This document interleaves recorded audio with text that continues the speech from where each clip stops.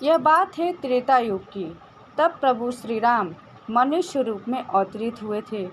उनके पिता राजा दशरथ अयोध्या में राज्य करते थे। महाराज दशरथ वेदों के ज्ञाता, दूरदर्शी, महान तेजस्वी राजा थे। वो इक्ष्वाकु वंश के अतिथि थे। अतिथि वो योद्धा होता है जो एक साथ 10,000 महारथियों के साथ अकेले युद्ध करने में समर्थ होता है। राजा दशरथ के राज्य का वैभव एवं प्रतिष्ठा दूर दूर तक फैली थी।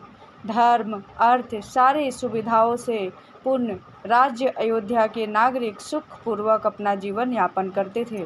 महाराज दशरथ के अनन्य पुत्र थे अंग देश के राजा रोमपाद।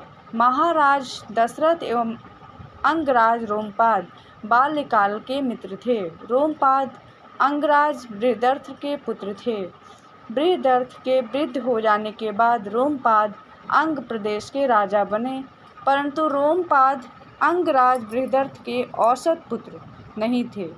अंगराज ने रोमपाद को गोद लिया था। रोमपाद यदुवंशी राजा विदर्भ के पुत्र थे। राजा विदर्भ एवं राजा बृहदत्त अनन्य मित्र थे। राजा विदर्भ के अनेक पुत्र थे, परंतु अंगराज विदर्भ के एक भी नहीं थे।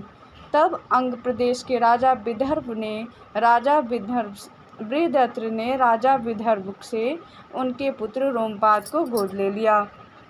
इस तरह रोमपाद बृहदत्त के दत्तक पुत्र थे। अंगराज रोमपाद का विवाह राजकुमारी वृष्णि से हुआ। अंगराज रोमपाद के बहुत समय तक कोई संतान प्राप्ति नहीं हुई। उन्हें यह भय सताने लगा कि कहीं उनकी भी कोई संतान नहीं हुई तब क्या होगा।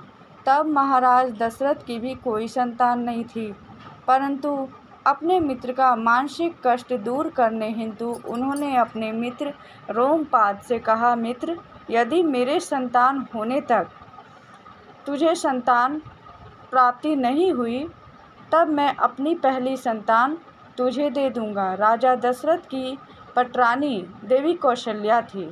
कुछ वर्षों उपरांत महारानी कौशल्या ने महाराज दशरथ की पुत्री को जन्म दिया। उनकी पुत्री का नाम रखा गया शांता।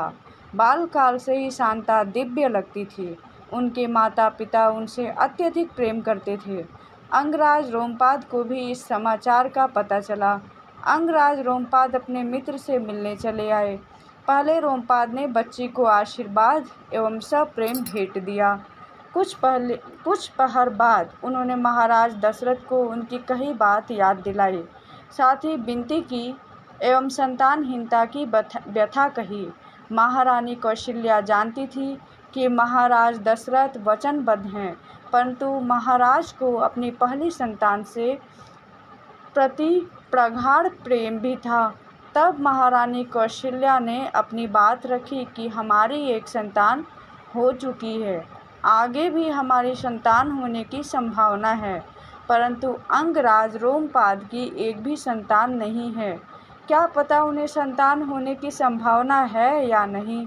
हमारी पुत्री हमारा हृदय है, महारानी आगे कहती हैं।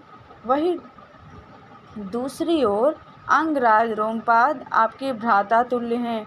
वो शांता से अत्यंत प्रेम भी करते हैं।